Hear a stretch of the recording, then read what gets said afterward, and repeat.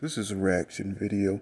It's protected by fair use, and it's going to be an analyzation of Gervonta Tank Davis fighting style. This video is meant to teach on Gervonta Tank Davis and his fighting skills. So we're going to analyze Tank Davis. He's one of the more skilled fighters at the top. He got a lot of power, explosiveness, and let's see how he compares to Shakur Stevenson and Devin Haney. I picked the Leo Santa Cruz fight because, he was a boxer. And Tank had some problems with Leo Santa Cruz reach. And I think he had the same problem with Devin Haney and Shakur Stevenson. But he was able to catch Leo Santa Cruz. And that's why I think it's a 50-50 fight all around. So let's go into it. You see here, Tank is short, on the jab. That's going to be a problem for him, because he has that short reach. And, Leo Santa Cruz is long and lanky. So he was able to really touch up and score on Tank throughout this fight, until Tank, got it together and got his timing down. And that's always a dangerous thing. But once again, he's coming up short here.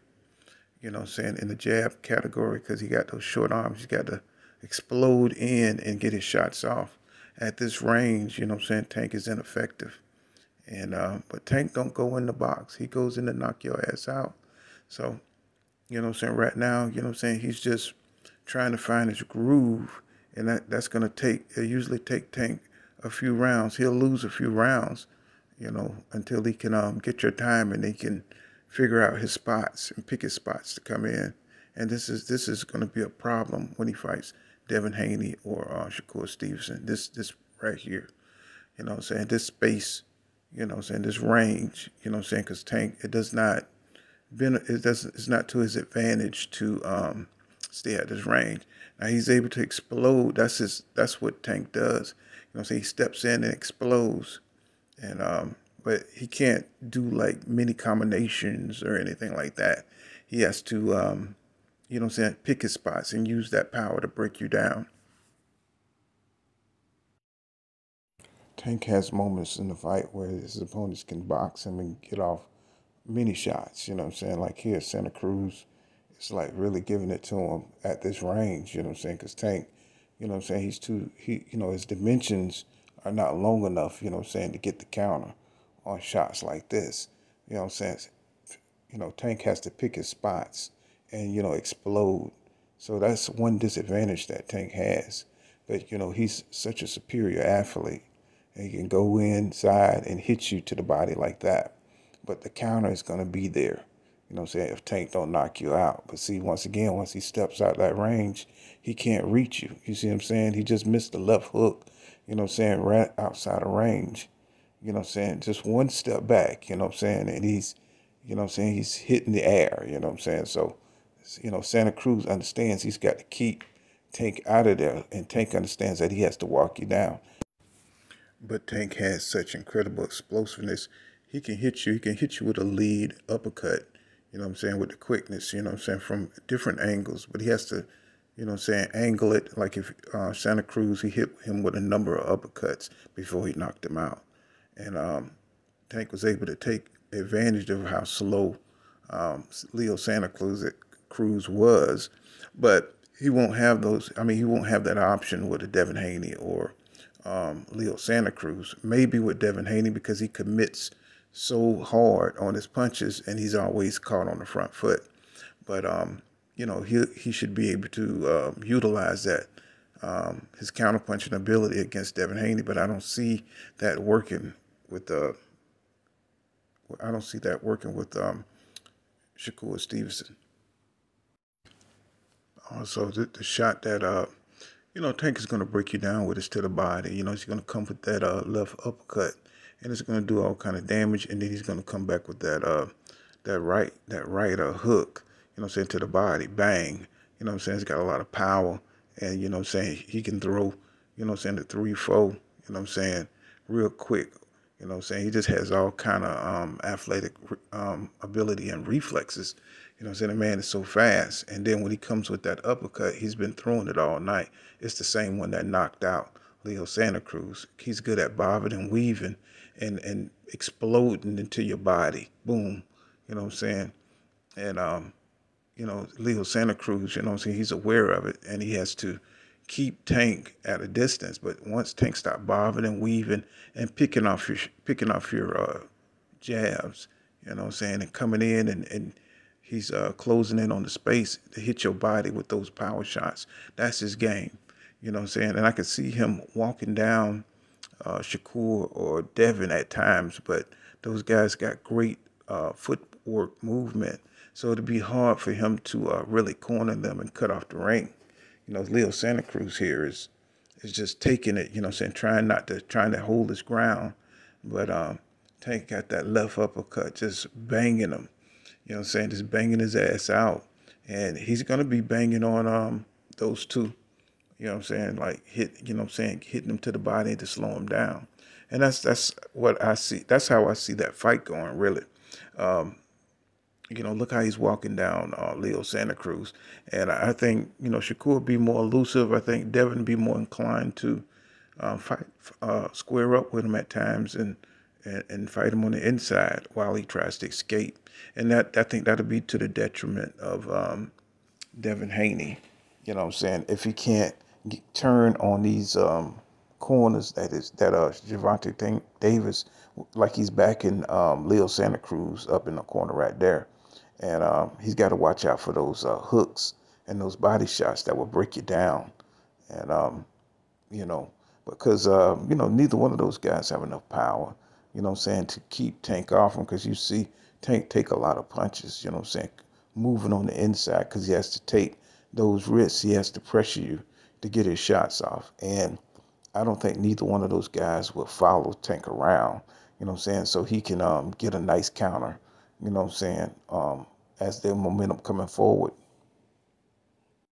Here, Tank shows some nice head movement, how he can slip the jab, and but he takes a lot of scoring shots. Yeah, he's just about to take an uppercut from Santa Cruz here. Boom. You know what I'm saying? So, but Tank, you know what I'm saying, he's very durable. So he knows what he want to do. He wants to walk him down.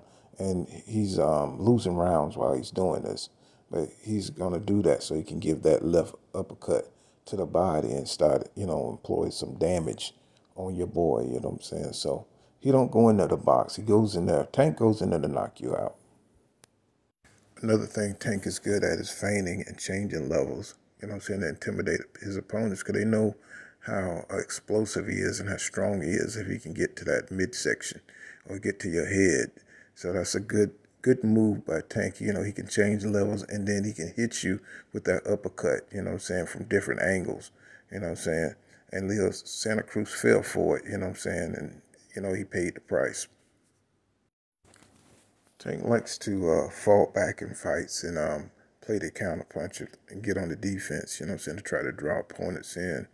And you'll see him try to lure in Leo Santa Cruz, but he's very apprehensive, you know what I'm saying. Boxers know when they're being set up, you know what I'm saying. And Tank, he's good, but he's so explosive that he can, you know what I'm saying, he can cross that mid-range area, you know what I'm saying, like lightning, and score. And but most fighters know this about Tank. And Shakur Stevenson and Devin Haney are no fools. You know what I'm saying? Only Rolly Romero went in there and got knocked the fuck out, trying to follow Tank around. And this is something Tank do to see if he can get your ass up out of there real quick. And, you know what I'm saying, Leo Santa Cruz ain't being no fool here, because he's felt the power of that left uppercut. And so he's trying to keep his distance, you know what I'm saying, so Tank can't spring forward and hit him with some angle he don't see.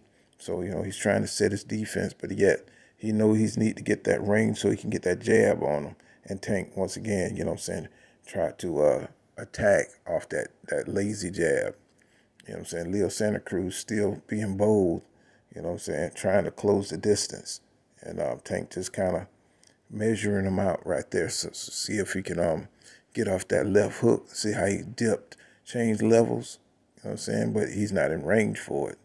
So he's been trying to get that left uppercut on Santa Cruz the entire time. I mean, he fires it over and over. But Santa Cruz, he's trying to get that reach. See, there it is, that left hook. You know what I'm saying? That left uppercut.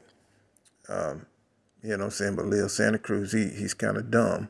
You know what I'm saying? He's still trying to press, Tank, you know what I'm saying? And it's just kind of like funny to me, you know what I'm saying? Because I saw it from the beginning. But he's still trying to get off he's still trying to get off from range. But at times he's not fighting tall. And you got to fight tall against Tank, or he's going to get you. You know what I'm saying? With either hand, he got bombs. So, you got to jab like that and keep your range and distance. You got to keep your range and distance and get out of there. At times in the fight, Tank can get pressed against the ropes, like against Mario Barrios, and but he's good at bobbing and weaving. But you know what I'm saying, he's losing rounds. You know what I'm saying, once he gets trapped on the ropes, and it allow his opponents, you know what I'm saying, to score. You know what I'm saying, from distance while he's bobbing and weaving.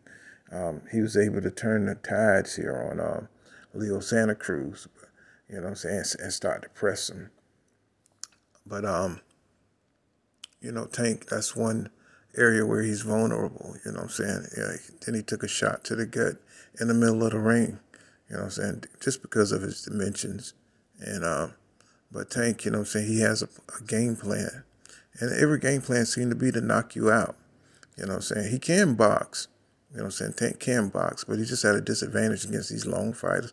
And Leo Santa Cruz overcommitted, and he tasted that left uppercut again. That's a mistake that Devin Haney once again will make, but Shakur Stevenson won't make that mistake. He always fights tall.